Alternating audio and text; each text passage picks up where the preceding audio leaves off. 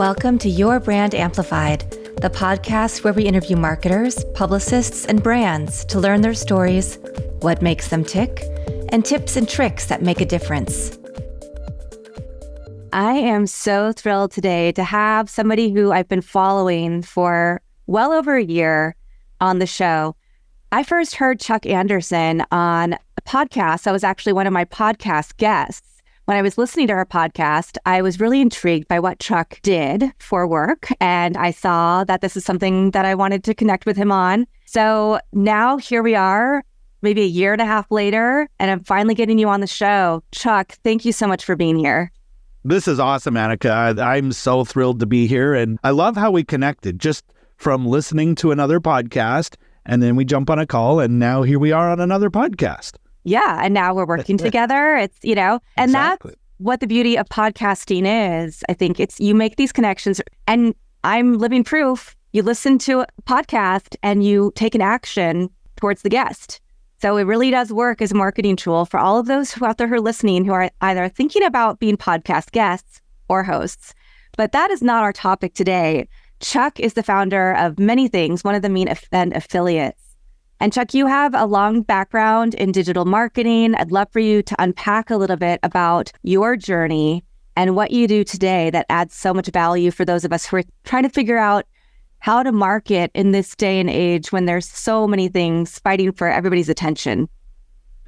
Thanks, Annika. So I'm going to go a little far back, but not too far back, and I'll keep it brief. I mean, I had the good fortune and bad fortune of I had a business that was really failing in 1998. And, it's going pretty far back, and it was not going well. It was a very expensive business. And I had the good fortune of a friend inviting me over for dinner and introducing me to a concept called affiliate marketing. And, in 1998, we were still connecting to the internet through a phone line, Yeah. right? So websites were kind of ugly. They were slow to load. But what really intrigued me was the check for just over $10,000 US sitting on his desk. Yeah. And all he did was have an ugly website with a link, and then people would visit his website, click on the link, go and sign up for a service, and they would pay him a commission.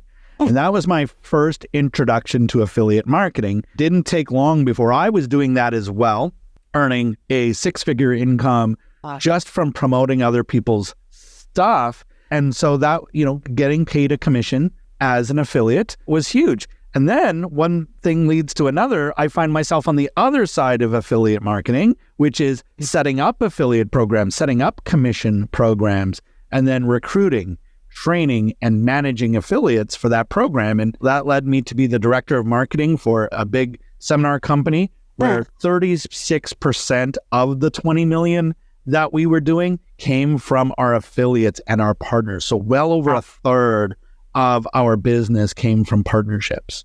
And so that leads me to what I'm doing today, which is I set up affiliate programs.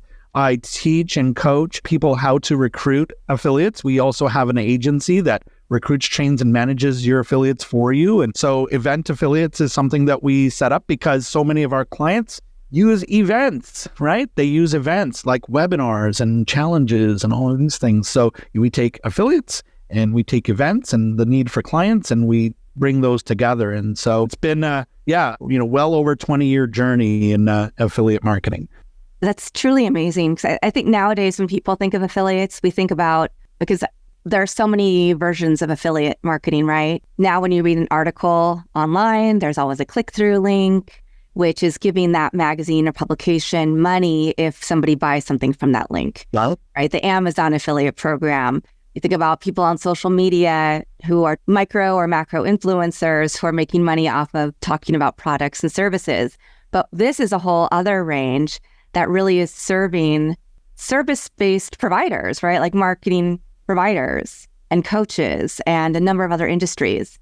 So what is it about events and finding the right affiliates? Because I know I also get asked to be an affiliate for people, and I'll get email chains, and I'm like, I'm so busy with my other day job and all my other stuff that I don't have time to be a good affiliate for them necessarily. And so I'd like to hear more about that. What does it take to be a good affiliate, and how do you find people who are going to be effective in helping you get your message out to the right people? Mm-hmm. Well, first and foremost, it's about really understanding who your target customer is. And you mentioned service providers. I'm a service provider. I've been a service provider for, 2 decades. And as a service provider, we always have a need for new leads and list growth. And most importantly, qualified booked appointments on our calendar for people who are interested in our services. If we don't have those booked appointments, we can sell in other ways, but that's where the majority of them come from. And you mentioned webinars and events. We use webinars to be able to get those events. Then how do we fill those webinars? Well, we go and we get affiliates to promote them. And so, first and foremost, you really have to understand who your target audience is and who it is that you serve. The best affiliate for you is going to be someone who already has influence over a list. Doesn't have to be a big list, but some sort of list or community of your ideal target audience. And so they are looking for ways to monetize that community or that list. And you have a need of connecting with that community or that list as potential new clients. And so that's a partnership waiting to happen. And so one of my favorite types of people to connect with as affiliates is people who have Facebook groups, because often they have influence over a target audience and they're not making any money doing it. And so it's really easy to approach people with Facebook groups with an opportunity to promote something and earn money. Podcast hosts, we do really well with podcast hosts. Again, an audience and a community, and they can promote and monetize their podcast through promoting through affiliate links. And really anyone who has influence, email lists, blogs, podcasts, groups, communities, that sort of thing, that has your target audience. And then events, because there's no easier thing to ask someone to promote than a webinar. So like a free event or a free webinar, hey, will you promote my free webinar? I'm still going to have to do all the selling. The affiliates don't want to do a whole lot of work. They just want it to be easy. So, hey, I'm having a webinar next week. Do you think you'd be able to promote it? And here's how much commission we'll pay you and all of that. And so that's what fills our events. And that's where the pipeline gets filled. And so, to get back to your question, first and foremost, know your audience. And then you need a way to be able to connect with the people who have your target audience and create these partnerships and these affiliate relationships. Nice.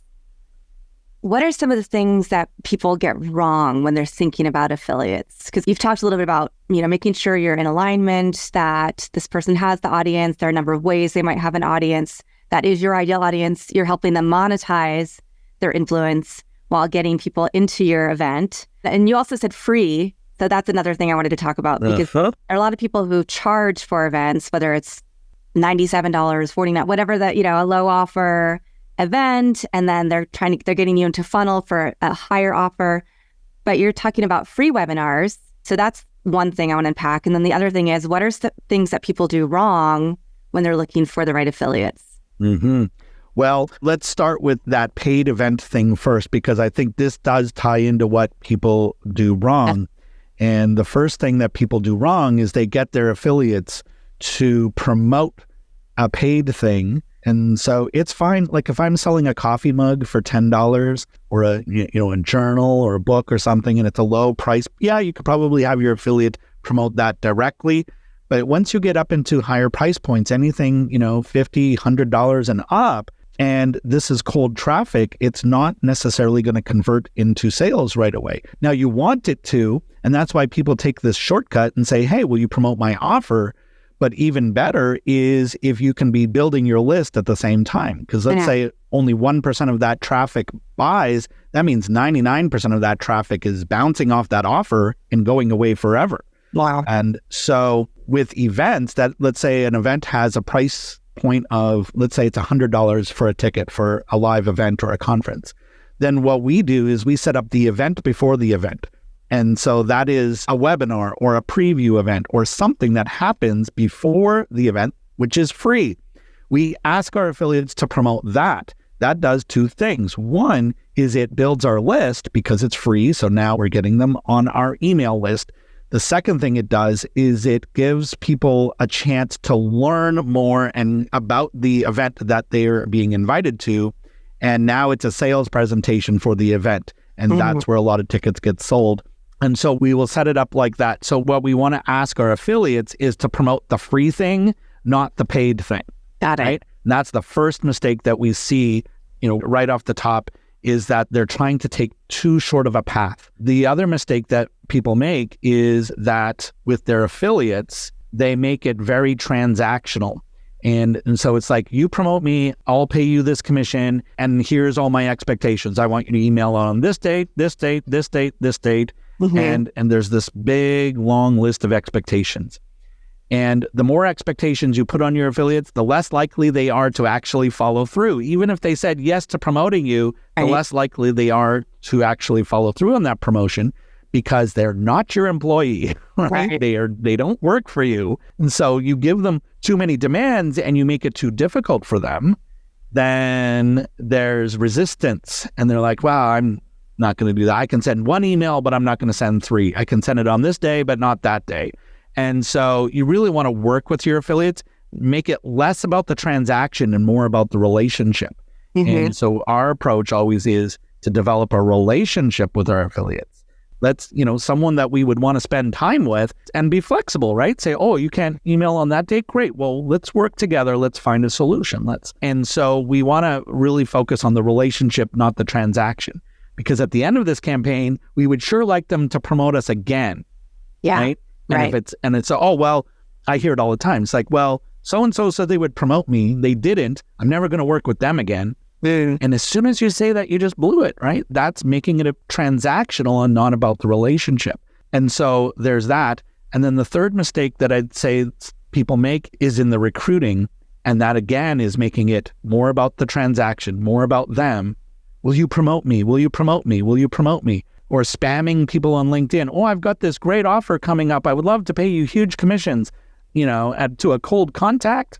No, there's no relationship building there. So, our approach always is to give first and ask second. And so when we're recruiting, we have to make it sound like we're doing a favor for them versus them doing a favor for us. One of my favorite things to do is to identify potential partners and invite them to my podcast.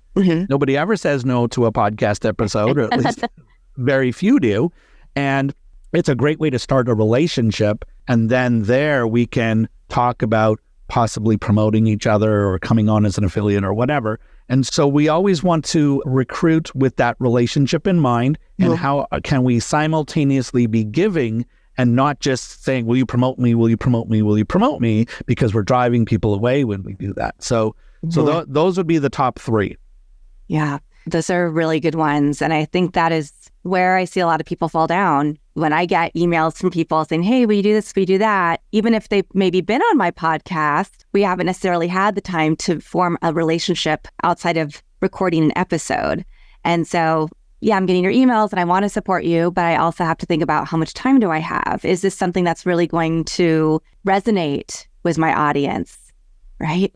And all those things. And it might be, but it might not be. But to your point, I don't necessarily have time to send 3 emails out about your one event when I'm also trying to promote what I'm doing and my company. Yeah. There has to be some balance there, right? And again, an affiliate is not your employee. We got to think of affiliates as business partners. They have a business, they have a business as well. They have other things that they're promoting. Now, some people are in the business of promoting other offers and earning commissions. In that case, okay, great. It makes sense to do that. But if you're doing, let's say, a promotional swap or whatever, it's like maybe I'm promoting you and you're promoting me. And so there's this reciprocal thing. And so there's, different types of affiliates, certainly, or different ways to set up affiliate relationships. But again, it's really not taking a one-size-fits-all approach to your affiliates, but really, taking the time to develop relationships with them.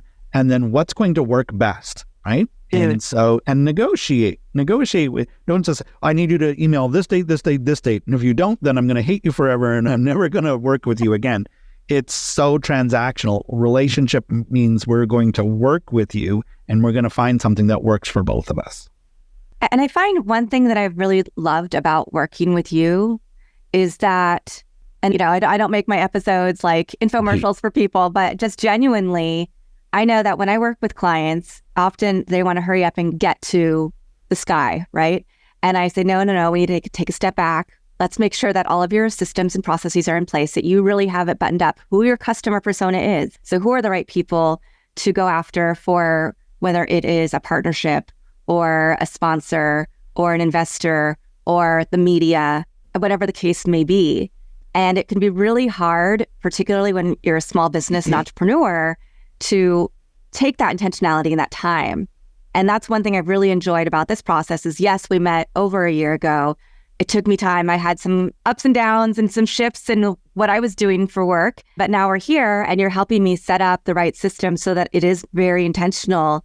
And it's helping me really understand the world of affiliates, because before I think I was kind of like, okay, I know people say I need to do this, but I don't really know how to find the right people or what to do.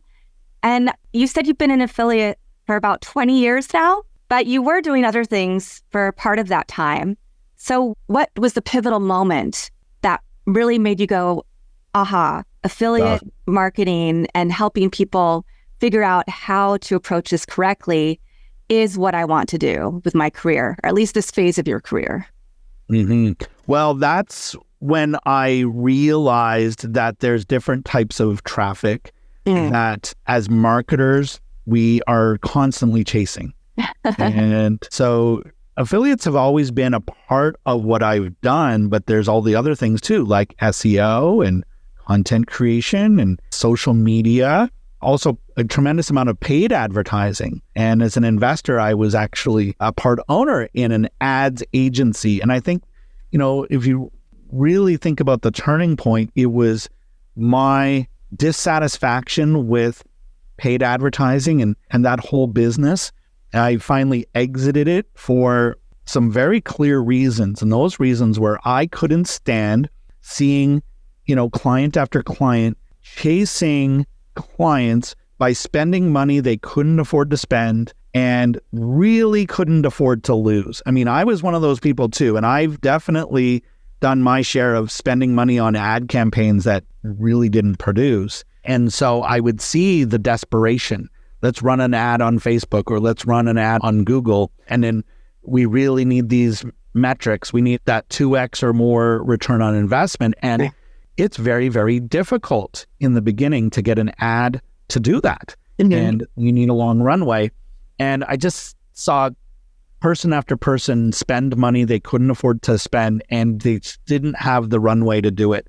My view on paid advertising is that something you do that to scale something that's already profitable and you're investing that very intentionally. Well, it's not something you do when you need a client desperately. When you need a client today, it seems like it is because it's instant, but it's so cold that the sales cycle is too long. And therefore it's really wasteful.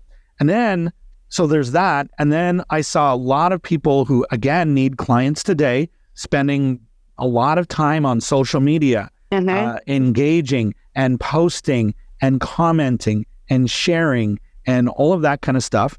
And that's even colder than the ads. Right. And so, you're relying on engagement to bring you clients. Some people will then take the shortcut of spamming people on Facebook Messenger. I've got this one guy who's been messaging me daily to do his YouTube thing. I don't want to do it.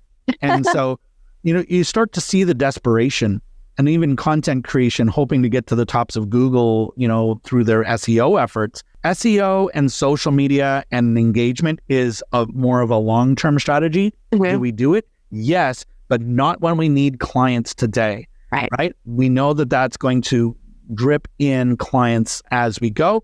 We know that paid advertising is going to be something that we do when we're scaling. So that only leaves one other option, and that is partnership traffic.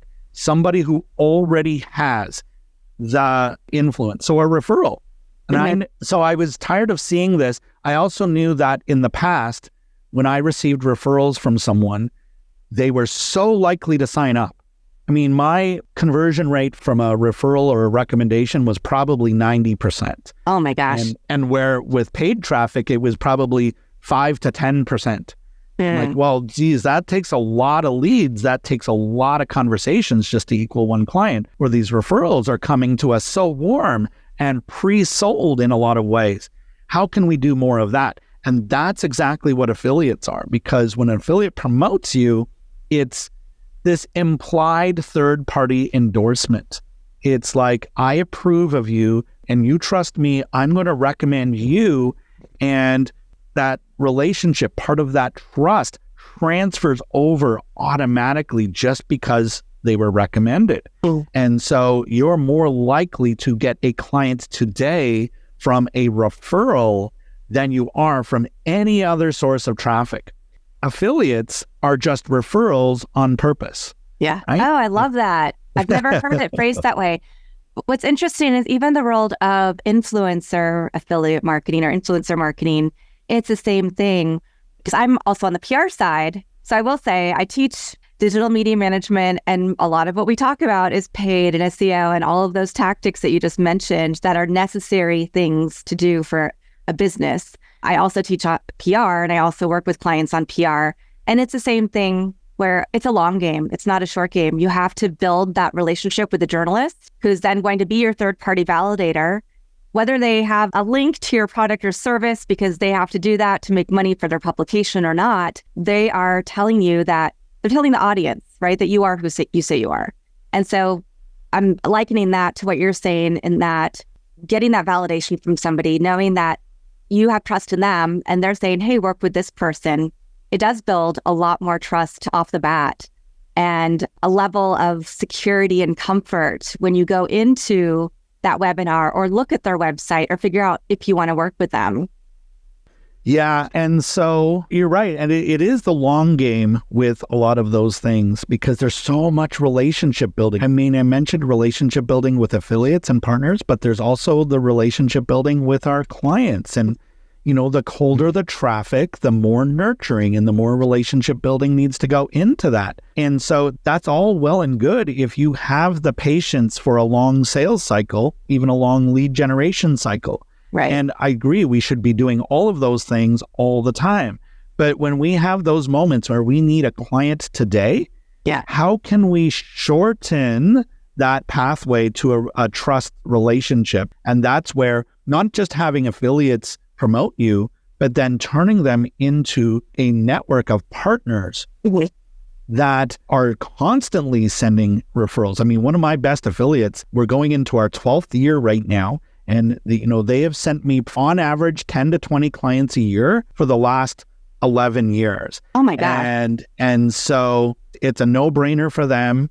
And that so much trust. I mean, their clients already trust them. They say, hey, go work with Chuck to go and help you to do this. And that trust is automatically transferred. And so they're very, very easy to sign up. So when you can develop these partnerships where they're referring to you, you're referring to them. One of the things that I talk about with some of the other business owners I work with is creating a network of businesses that all serve the same target audience, but in a different way. Okay. And now we're a network of experts that all have our specialty. And so we refer business to one another. Yeah. And so you have a network of partners who will promote anything that you're doing. Oh, fantastic. I'd love for you to share some case studies of some of the people you've worked with and how it's helped them reframe. Because I know what it's already done for me, and we just started working together. I'm just getting into it. I'm not fully birthed yet in the process of affiliate marketing. Yeah. So I'll share the story of Clara, because Clara is one that not only was she struggling to get clients, she also wasn't charging enough. Yeah. And when we met Clara, she was only charging $500 for her coaching program. And right away, we were like, okay, you can't make money at, charging $500 for your coaching program. You would make more at a minimum wage job. Oh, wow. Right? Then to do that, we need to raise you up to $3,000, we said. And of course, going from 500 to 3,000, there was a mindset around that. We finally settled on 2,000 and said, great. So now what we had to do is go and do a couple of things. So now we knew what the offer was going to be. We knew what the price point was going to be. We needed a way to book appointments for her to sell this coaching program to. So the very next thing we did was schedule a webinar and say, okay, well, the best way to get booked appointments is a webinar. And with this webinar, you're going to do a couple of things. One is you're going to invite it to everyone on your list. Even if you've done the webinar before, even if you haven't emailed them in a long time, you're going to invite everyone on your list to attend the webinar.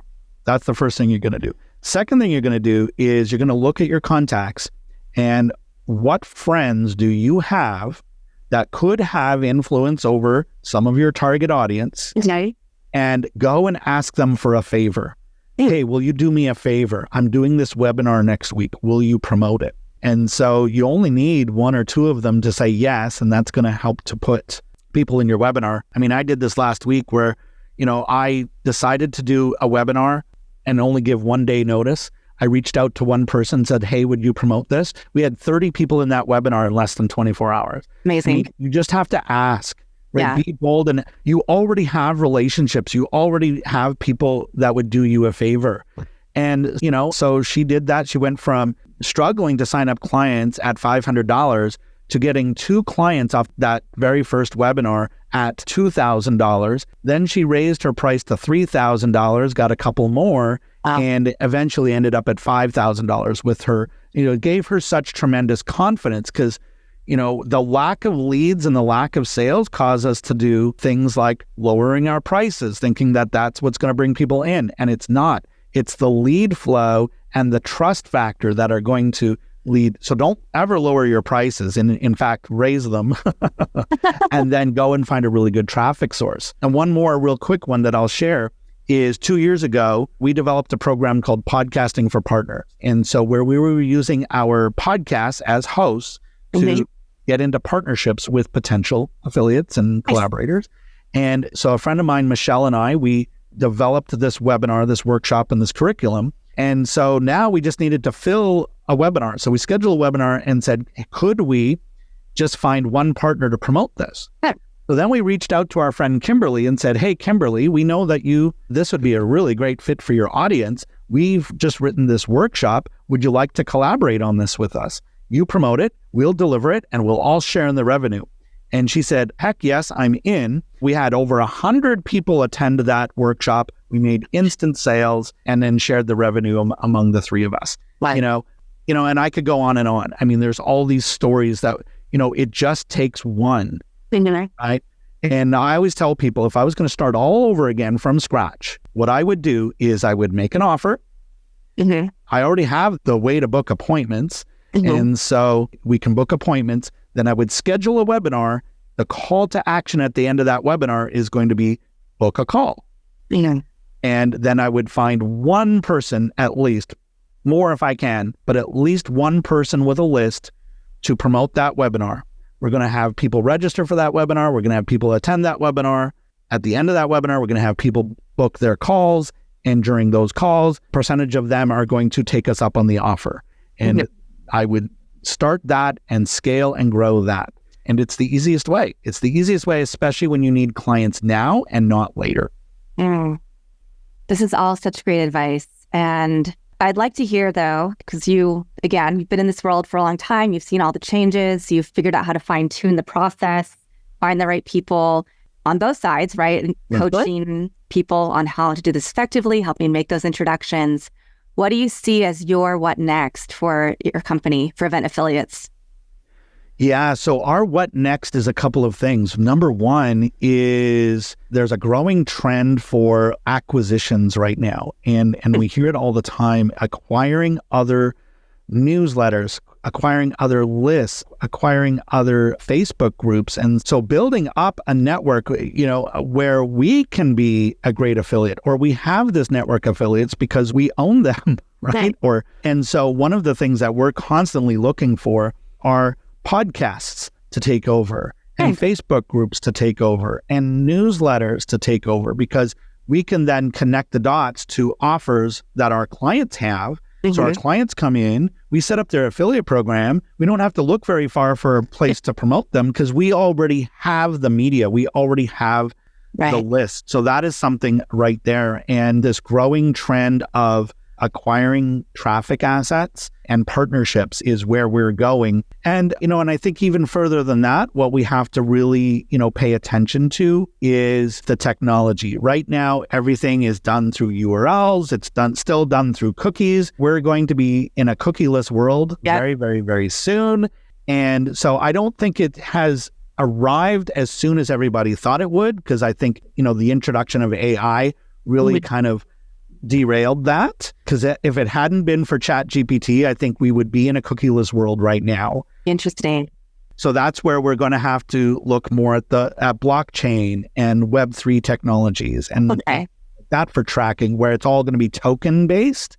But we're not there yet. Like when we're more into digital currencies, then affiliate tracking is going to be different. Affiliate compensation is going to be different. And so that's going to continue to evolve over the next few years. And then, but here's what won't change. Here's what won't change. And this is why I position myself to be in this business, because, ChatGPT has changed everything in terms of marketing agencies, content creators had to pivot. Some of them are no longer in business because they didn't pivot soon enough. It's a game changer. It has replaced a lot of high value services that were there before. And now people have had to find a new way to add value. But you know what won't change? And that is relationships. Yeah. We still need to develop relationships. We still have to develop partnerships. And there's no way to automate that. Right. There's no way to automate that. People try to automate it with email sequences and stuff like that, and it doesn't do the job. There's no better way to develop a relationship than being on a one-on-one meeting on Zoom, and you're talking about you and I'm talking about me, and how can we serve each other, and then develop that relationships. And if you want stability in the long term, I think you really have to go all in on surrounding yourself with a network of partners who can promote you, you promote them. There's safety in numbers. We all thrive together. It's not about the latest technology. It's not about, this hack or that hack. When we are together, when we are helping each other together, we all thrive. Yeah. And so my all in and my future is expanding the number of relationships that I have, expanding the number of partners that I have in my network, because I think that's our stability in the long term. I love that you said that. And there's so much more we could get into with email servability, because I've seen a lot of things with Apple and with Google that, if anybody on your email list hasn't been active in the last 3 months, you need to delete them, no matter how hard you work to cultivate that list, because the way that, like you said, all these things are changing. Google had delayed their cookie stuff. Not the right, not the technical term, until cookie stuff is pretty good. I like that. Mm-hmm. But the relationship building is, as you said, it's the one thing that's never going to change. Knowing that people that you have a relationship, that you can trust in that relationship, and that we're going to add value to each other, that it's not one way. So this has been a really great conversation. I know there's so much more we could unpack, but I'd love to see what's the best way for people to reach you. I know that we have an offer of a 20-minute free consultation for our listeners. So I'll definitely put that in my newsletter and the show notes. But where do you want people to go? Do you want them to go to eventaffiliates.com as the primary source? Yeah, go to eventaffiliates.com. And especially if you have a webinar or an event that you have coming up, go and register that for free. You can put that on the free listing. We do promotions as well, but you can list your event for free. So if you have an upcoming webinar or masterclass or challenge or summit or conference or whatever, go and list it in there. And because we want to know what the upcoming events are. And so you can register, so you can find affiliates. And on the other side, if you'd like to be an affiliate and earn money by promoting some really great events, you can register for free to be an affiliate and connect with some great events that pay great commission. So at eventaffiliates.com, you can do both of those things. And if you need help with an event or recruiting affiliates for your event, then we have our agency and you can reach out to us. And, the best thing to do there is to book the call. Let's talk about your upcoming event, who your target audience is, and who the best partners are going to be for you so that we can get that event filled. And if you can get that event filled, the sales and the clients are automatic. Fantastic. Chuck, do you have a favorite quote or mantra that you live by? I do. And it's a very simple one. It's keep moving forward. And this one here, it's for me more than anyone, because it's so easy to look backwards. And it's so easy to be hard on ourselves and to get down on all of the things that we haven't done. Instead of being grateful and happy about all the things we did achieve. And don't worry about so much about, oh, well, this happened to me in the past, so I'm never doing that again. And so keep moving forward means let's acknowledge the past, but let's leave it in the past. We have to look to the future. We have to look at the day in front of us, the week in front of us, the year in front of us, and keep moving forward. And I'm going to add a second one, the only way to fail is to quit. And so that's the subtext of keep moving forward. Fantastic. I can't think of better words as we're, entering our new year and everybody's thinking what the world of work and life is going to look like for them in 2024. Thank you so much for everything that you do, all the knowledge you've shared with us. Even though I work with you, I've also learned some new things today, things for me to think about, and gone, oh, I need to reach out to that person who has that Facebook group who can promote my thing. So you're putting a lot of ideas into my head that I'm going to activate in the new year. So thank you, Chuck, for being here. And thank you to the audience for listening or watching this episode of Your Brand Amplified. And I will be back again in a few days with another amazing expert to unpack their advice to help your business move forward. Want more? Check out amplifywithannika.com or follow me on socials at amplifywithannika.